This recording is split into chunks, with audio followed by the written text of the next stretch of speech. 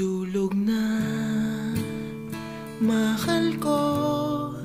Hayaan na muna natin ang mundong ito. Lika na, tulog.